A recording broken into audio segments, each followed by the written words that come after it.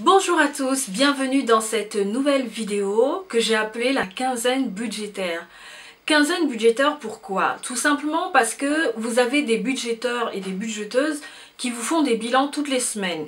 En ce qui me concerne, je trouve ça assez pénible d'être tout le temps en train de traquer les centimes, et donc j'ai choisi en fait de vous faire une vidéo en début de mois, quand je peux, une vidéo à la fin du mois pour le bilan et une vidéo en milieu de mois pour voir un peu où j'en suis, pour faire le point avec vous. Donc j'ai appelé ça la quinzaine budgétaire. C'est la première fois que je vais faire ce type de vidéo, donc revoir un peu où j'en suis dans mes dépenses, dans mes finances par rapport à ce que j'avais défini en début de mois. Donc c'est ce que nous allons voir tout de suite. Mais avant ça, j'aimerais un peu resituer les choses. Alors moi, je suis mariée, je n'ai pas encore d'enfant, on n'a pas encore d'enfant avec mon époux. Donc notre façon de gérer nos finances, je vais vous la décrire très brièvement. Alors évidemment, on vivait chacun de son côté avant de se marier parce qu'on a emménagé un mois après le mariage, on a emménagé ensemble, en tout cas c'est moi qui ai déménagé pour le rejoindre chez lui parce que c'était plus grand et donc on vit ensemble. Mais en fait ce qu'on a décidé de faire quelques mois avant le mariage, c'était d'ouvrir un compte commun. Donc en fait on a un compte commun sur lequel on vire chacun un pourcentage de nos revenus, et à partir de ce compte là on va gérer tout ce qui est en lien avec le ménage, enfin tout ce qui est en lien avec nos loisirs, nos dépenses en commun, etc. On n'a pas encore choisi de faire des épargnes ensemble, on n'en est pas encore là. Franchement, il faut déjà le temps que les choses se mettent en place, etc. Et en plus, après le mariage, moi j'ai eu une perte de revenus considérable, ce qui est encore le cas actuellement. Donc j'ai des revenus qui sont assez instables, on va dire ça comme ça. Mais c'est notre gestion, c'est-à-dire que on prend un pourcentage de nos revenus qu'on affecte au compte commun, et à partir du compte commun on va gérer ce que moi j'ai appelé le ménage, donc le budget ménage, pas le budget coût mais vraiment le budget ménage, parce que ce budget est appelé à évoluer hein, comme tous les budgets. Quand on va avoir des enfants, évidemment il faudra avoir d'autres catégories, tenir compte des enfants, etc. Au-delà de ça, chacun va en fait gérer ses finances, je sais pas moi. J'en suis pas encore au niveau où j'ai des investissements, etc. Mais bon, bref. C'était simplement pour resituer un peu, pour vous dire que sur la chaîne, je partage vraiment ce qui est en lien avec mon budget personnel, ce qui me concerne moi. Mais ce mois-ci également, j'ai partagé une partie du budget du ménage sur Instagram notamment. Je ne sais pas encore si je vais souvent vous en parler sur cette chaîne parce que c'est pas le but, mais en même temps, je sais qu'il y a des personnes qui aimeraient voir comment je vais organiser le budget ménage, notamment en ce qui concerne l'alimentation, les loisirs et d'autres catégories effectivement. Donc pourquoi pas, je vais voir dans la mesure du possible, parce que franchement YouTube ça prend du temps et moi j'aime bien faire les choses, donc je prends vraiment le temps d'enregistrer ma vidéo, de la monter et de la poster tranquillement, et pas faire des choses à la va-vite tout simplement pour avoir du contenu pour du contenu. Donc aujourd'hui c'est la quinzaine budgétaire, je vais faire le point à la fois pour mon budget personnel et je vais aussi faire le point pour le budget de couple. Et ce n'est pas grave si je n'ai pas fait un budget, si je n'ai pas fait une vidéo remplissage en début de mois pour le couple, parce que de toute façon vous avez un peu les montants que j'ai affectés à chaque catégorie sur Instagram, mais je vais faire le rappel pendant cette vidéo. Donc voilà ce que j'avais envie de dire en gros. On va se retrouver sur le bureau pour qu'on puisse faire le point, donc vous allez seulement voir mes mains et tout. Je voulais quand même faire ce face caméra pour resituer un peu les choses et pour vous expliquer que ce que je partage c'est surtout mon budget personnel, et quand c'est le budget du ménage, je vais aussi préciser que c'est le budget du ménage.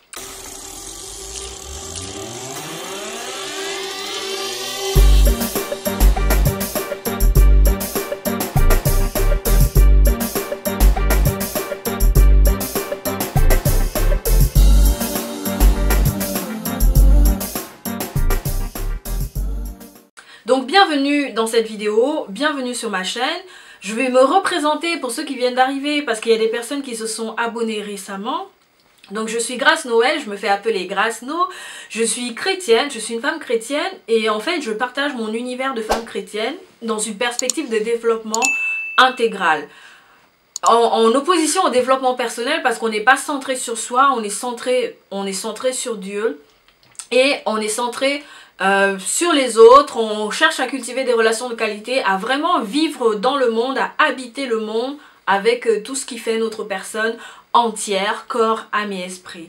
Donc dans cette perspective de développement intégral, je partage sur cette chaîne différentes thématiques, notamment en lien avec le mariage, le célibat et maintenant le budget. Vous avez constaté que depuis quelques semaines, depuis un mois ou deux, je vous parle régulièrement du budget parce que c'est important d'être en paix avec ses finances, parce que c'est important quand on est célibataire et même quand on est marié d'être en paix avec ses finances. Donc je trouve que c'est une question dont il faut parler et il faut se décomplexer pour ça. Voilà, je n'ai pas toujours été comme ça en ce qui concerne les finances, mais si ça peut vous aider, si ça peut vous motiver, franchement, j'aurais atteint mon objectif. Parce qu'on est là pour se développer. Donc je suis très contente de vous retrouver dans cette nouvelle vidéo. Et on se retrouve tout de suite sur le bureau pour la suite. Ça y est, on est sur le bureau. Re-bienvenue dans cette partie de la vidéo. Donc ça, vous avez déjà l'habitude de le voir, c'est mon carnet budget personnel des dépenses du quotidien. Sur Instagram, je vous ai montré deux nouveaux classeurs budgétaires que je me suis offert. En fait, je les attendais depuis un moment parce que je les ai achetés sur un site internet AliExpress qui met du temps. Donc je les ai reçus. Je vous ferai une autre vidéo où je vous présente tous mes outils budgétaires parce que tout est vraiment bien en place maintenant. Voilà. Donc ça, c'est mon classeur personnel des dépenses du quotidien. Pour rappel, en début de mois, je vous mettrai les chiffres sur la vidéo pendant que je suis en train de parler parce que je n'ai pas préparé de feuille pour vous montrer. Donc pour rappel, en début de mois, pour mon budget personnel, après avoir payé mes dettes, après avoir épargné, après avoir payé mes dépenses fixes, pardon, j'ai eu un blanc, après avoir payé mes dépenses fixes, j'ai réparti le reste à vivre qui était de 215 € dans mes dépenses du quotidien ou dans mes enveloppes du quotidien ou encore dans mes catégories du quotidien, mes catégories de dépenses quotidiennes. J'en ai plusieurs, mais je ne mets pas toujours de l'argent dans toutes les catégories. En fait, je vais me demander qu'est-ce que j'ai envie de faire durant ce mois-ci et en fonction de mes objectifs, je vais répartir les sous. Donc 215 €. J'ai donc mis, on va commencer par la catégorie. En fait, j'ai dérangé un peu l'organisation des catégories dans le classeur. Donc pour la catégorie d'hiver, j'ai affecté 25 € en espèces. Je vous avais expliqué qu'au départ j'avais 40 €, mais après j'ai fait un achat et donc je me suis retrouvée finalement avec 25 €. Voilà, donc et actuellement il me reste, donc j'avais mis 25 € en espèces. Au départ c'était 40 € et puis j'avais 25 € en espèces, donc il me reste 17,74 €. Bon, on compte pas trop les centimes, mais il me reste 17,74 € dans la catégorie d'hiver. Ensuite, dans la catégorie loisirs créatifs, j'avais effectivement mis 25 € également. Je ne sais pas où il est passé mon tracker. Ah si, je sais où il est. En fait, j'ai fait... Justement, je suis allée faire des achats aujourd'hui en loisirs créatifs. Donc, il me reste des pièces. Je ne sais plus combien. J'ai noté tout à l'heure, mais je ne sais pas où j'ai rangé le tracker. Alors, je suis désolée. Hein. Quelle organisation. C'est vraiment... Ah si, il est là le tracker. Je me suis trompée. Je l'ai mis dans une autre enveloppe. Voilà. Donc, j'avais 25 € dans la catégorie loisirs créatifs. J'ai fait un achat. Et donc, il me reste 1,88 €. Voilà. Pour cette quinzaine budgétaire. Donc, je n'ai quasiment plus rien en loisirs créatifs. J'ai acheté ce dont j'avais besoin. Ou en tout cas, ce que je voulais acheter. Et on verra le mois prochain. Ou alors peut-être que je vais grappiller des sous à mon mari. Je vais lui dire, ah, j'ai envie d'acheter ci ou ça. Tu me donnes un peu 20 € là, s'il te plaît, sur ton budget. Voilà. Ensuite, dans la catégorie loisirs, j'avais mis 50 €. Voilà. Bon, je suis allée au cinéma. Je vous ai dit que je voulais aller voir Black Panther.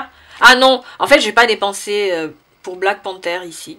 Parce que je suis partie avec mon mari, donc on a plutôt puisé dans l'enveloppe commune des loisirs. Je sais plus ce que j'ai fait avec mon enveloppe loisirs. Ah si, je sais. Alors, en loisirs, j'avais mis 50 € et là il me reste 24,03 €. Ce que j'ai fait, c'est qu'il y a une enveloppe dans laquelle je n'avais pas assez de sous, enfin j'avais prévu quand même une bonne somme, mais au final quand je suis allée faire des achats, j'ai dépassé un tout petit peu le budget. Et ce qui se passe dans ce cas là, c'est que je peux aller puiser dans une autre enveloppe. Le plus important, c'est de ne pas retoucher à son compte bancaire quand on choisit de gérer certaines catégories en espèces. Donc il vaut mieux jongler entre les enveloppes pour dépenser plutôt que d'aller puiser encore sur le compte bancaire. Donc j'ai en fait utilisé une partie du budget loisir de ce mois-ci dans la catégorie beauté hygiène parce que j'ai dépassé mon budget beauté hygiène. Donc du coup, dans la catégorie beauté hygiène, il ne me reste rien, 0 € parce que j'ai dû prendre 25 € ici pour les compléter là vu que j'avais dépassé mon budget de 25 €. Et dans la catégorie beauté hygiène, en début de mois, j'avais mis 40 € en espèces, voilà, évidemment. Ensuite, dans la catégorie développement intégral, je n'ai rien mis. Je vous ai expliqué en début de mois que j'ai craqué acheter un livre, mais en fait, c'est rentré dans la catégorie divers, voilà. Parce que j'ai payé par carte bancaire et qu'on était en déplacement, on n'était pas chez nous. On était chez ma belle-mère et voilà, on a commencé le mois un peu en retard après les vacances. Enfin voilà, bref, je vous fais la version courte, c'est pas très intéressant ce que je suis en train de raconter. Ensuite, dans la catégorie santé, j'ai mis 30 €. Il me reste encore 30 € dans la catégorie santé. En fait, j'ai confondu un peu les dates de mes rendez-vous médicaux. J'ai un rendez-vous médical le mois prochain. Et je pensais que c'était ce mois-ci. Mais tant mieux, hein, si j'arrive à avoir une provision de 30 € pour le mois prochain, en plus de ce que je mettrai certainement le mois prochain, c'est tant mieux. Dans la catégorie shopping, j'avais mis 30 € et il me reste encore 30 €. Je n'y ai pas touché. Dans la catégorie dons et partage, je n'ai rien mis. Et ici, remettre sur le CB, je n'ai rien non plus parce que je n'ai pas prévu de mettre des choses sur le CB tout simplement. Et puis, vous voyez bien que 215 €, c'est pas un budget énorme. Donc, franchement, je pense pas que je vais avoir besoin de remettre des sous sur le compte bancaire. Voilà. Voilà pour ce qui est de mon budget personnel pour cette quinzaine budgétaire. Et donc, j'ai dit que j'allais également vous partager la quinzaine budgétaire de notre budget ménage avec mon mari. Voilà. Donc ça, c'est le classeur des dépenses quotidiennes. En tout cas, voilà, que j'ai déterminé comme catégorie dépenses quotidiennes en analysant un peu nos comportements d'achat durant notre première année de mariage pendant 1 an. Et donc, j'ai défini ces catégories-là comme catégories de dépenses quotidiennes. Donc, tout comme avec mon budget personnel, je vous ai dit qu'on alimente un compte commun qu'est-ce que je raconte? Je suis en train de... Je bafouille, c'est pas possible. Allez, je me repose, je respire un bon coup et puis c'est reparti. En fait, à chaque fois, je suis tellement contente de prendre le temps d'enregistrer une vidéo que... Souvent, je suis genre surexcitée. Vous savez, j'ai du mal à gérer un peu mes émotions. Je suis tellement surexcitée que je bafouille. Voilà. Sachez-le, je suis contente d'enregistrer cette vidéo. Donc, comme pour mon budget personnel, pour le budget de couple, je vous ai expliqué qu'on a un compte commun. Donc, on affecte un pourcentage de nos revenus à ce compte commun-là. Donc, après avoir reçu nos revenus sur ce compte commun... Je fais le budget, en tout cas en amont déjà je le fais en prévision de ce qu'on va recevoir parce que moi j'ai des revenus très instables en ce moment. Donc on n'a pas de dette, en tout cas en commun, et on n'a pas encore prévu de faire des épargnes. Donc tout de suite après avoir reçu les revenus, je vais faire le calcul des dépenses fixes.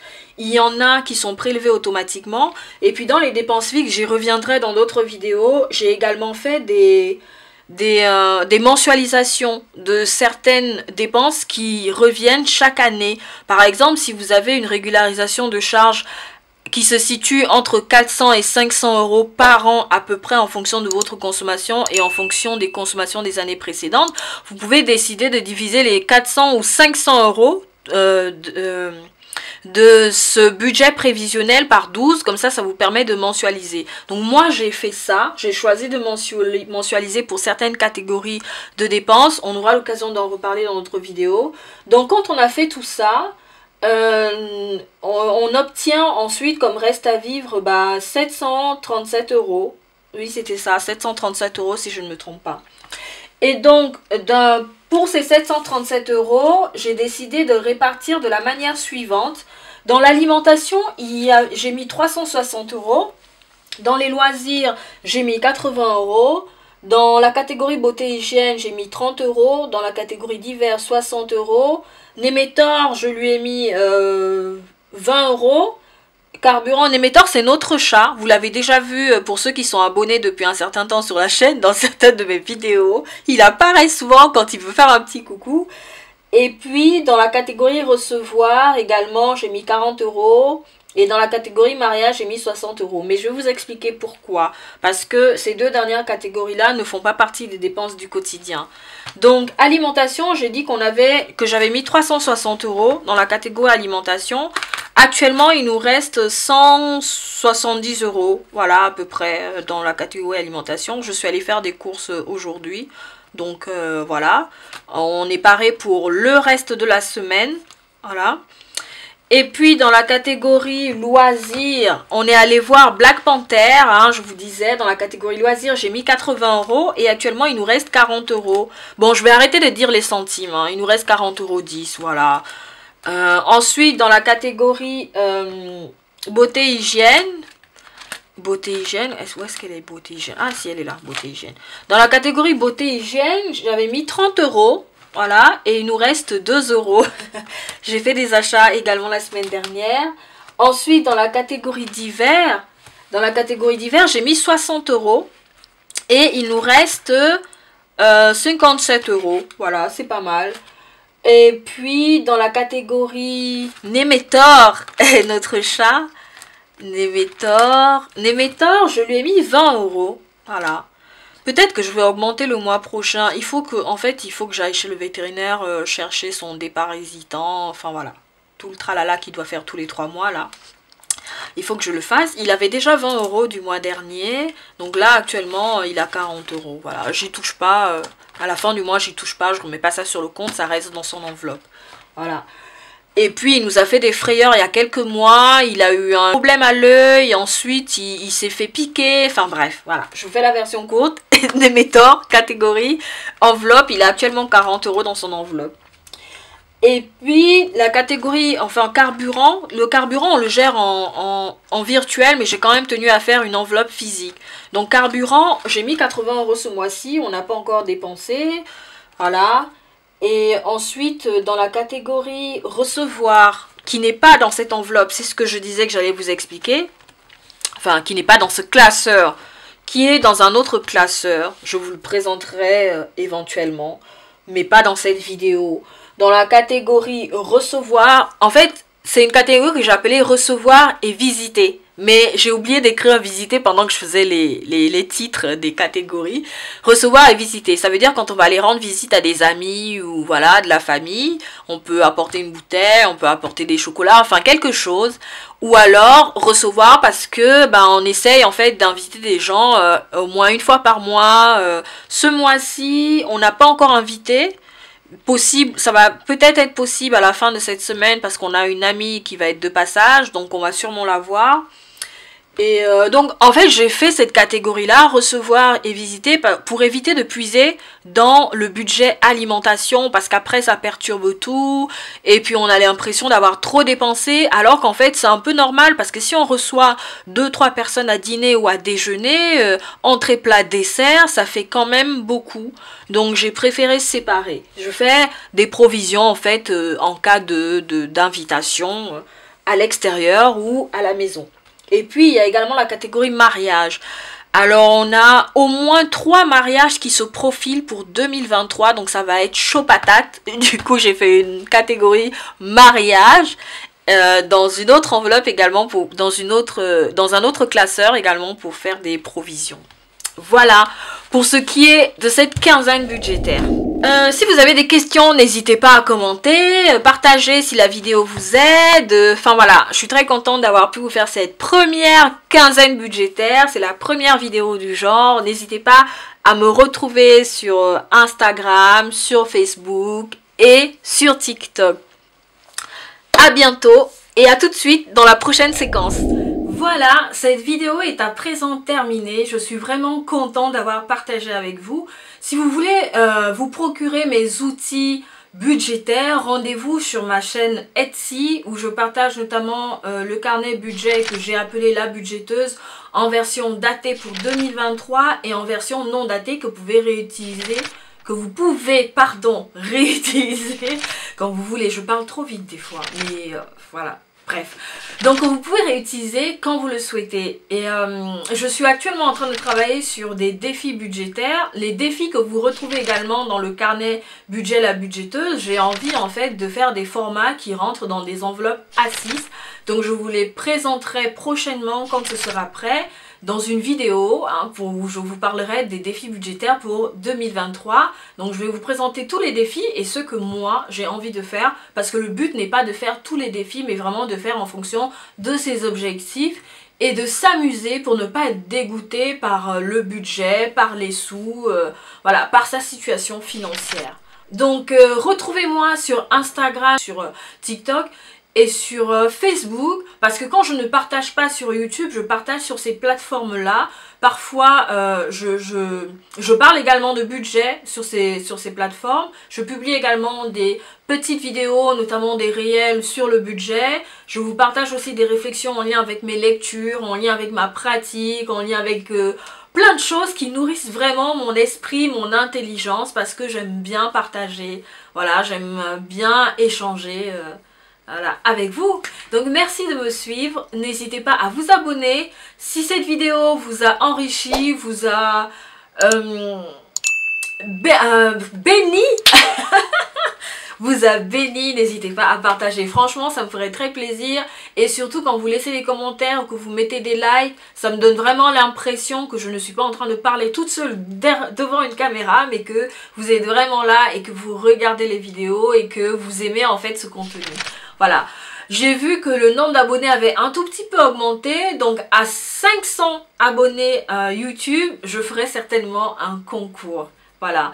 Pareil pour Instagram, on va bientôt atteindre la barre des 500 abonnés sur Instagram. Donc à 500 abonnés sur Instagram, on fera aussi un concours propre à Instagram, un concours propre à YouTube. Voilà. J'ai dit plein de choses, mais c'est des idées comme ça que j'ai pour en fait développer cette plateforme et surtout partager un peu plus avec vous, être dans l'échange.